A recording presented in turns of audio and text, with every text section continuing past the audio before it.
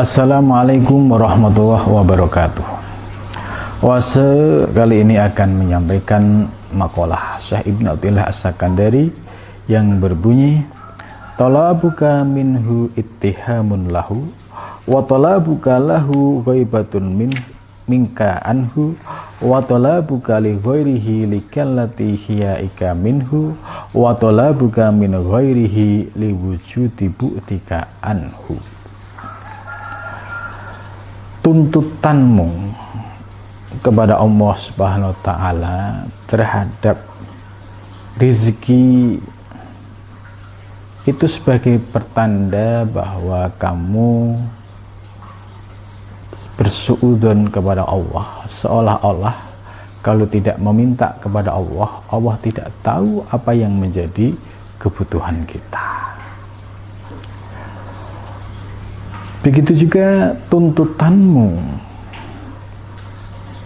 supaya dekat kepada Allah Subhanahu wa Ta'ala, padahal Allah sangat dekat dengan kita, itu pertanda dirimu tidak mengenal Allah Subhanahu wa Ta'ala. Dan permintaanmu kepada selain Allah itu menunjukkan sedikit malumu kepada Allah Subhanahu wa Ta'ala. Sebab kenapa harus meminta kepada selain Allah? Adakah yang lebih berkuasa dari Allah Subhanahu wa Ta'ala? Terakhir, permintaanmu kepada selain Allah Subhanahu wa Ta'ala sebagai bukti jauhmu terhadap Allah Subhanahu wa Ta'ala. Makalah ini ada 4 hal tentang tuntutan sebuah doa dari hamba kepada Allah Subhanahu wa Ta'ala. Ada kalanya hamba menuntut, berdoa, meminta ini itu kepada Allah Subhanahu wa Ta'ala, seolah-olah kalau tidak meminta Allah tidak tahu. Ini juga tidak dibenarkan. Yang kedua, ada seorang hamba berdoa minta supaya didekatkan kepada Allah Subhanahu wa Ta'ala dengan bergantung pada amalnya, maka ini juga tidak tepat karena Allah sangat dekat dengan hambanya.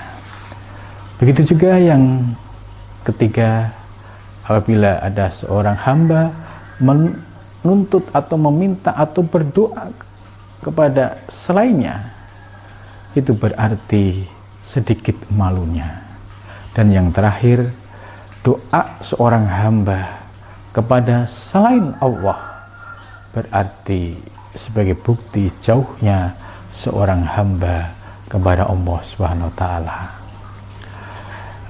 Maksud dari makalah ini bahwa etika dan adab seorang hamba dalam meminta kepada Allah, yang pertama harus didasari dengan ta'abbud, yaitu semata-mata berdoa untuk ibadah. Wa ta'addub, dan didasari dengan etika sebagai adab seorang hamba memohon kepada Allah. Dan yang ketiga, dasar kita berdoa adalah mengikuti perintah Allah, yaitu ud'uni istajib lakum. Dan yang terakhir, kenapa kita berdoa? Karena kita sebagai hamba yang fakir sangat membutuhkan pertolongan dan kuasa Allah Subhanahu wa Ta'ala. Mudah-mudahan dengan memahami etika dan adab dalam berdoa ini, kita dapat berdoa tanpa harus memaksa Allah, tapi kita berdoa sebagai ibadah kita kepada Allah Subhanahu wa Ta'ala. Terima kasih. Wassalamualaikum warahmatullahi wabarakatuh.